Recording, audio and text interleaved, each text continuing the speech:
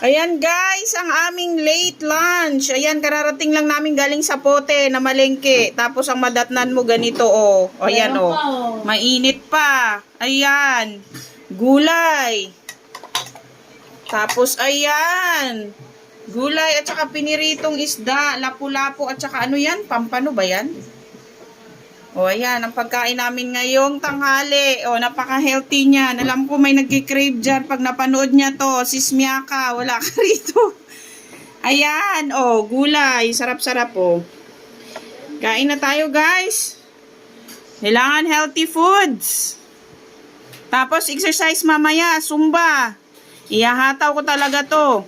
Zen Edward. O, ayan. Kain na, guys. Gulay tayo, gulay. O, yan o. Yan ang pagkain ng nanay ko lagi. Kailangan healthy. Gulay.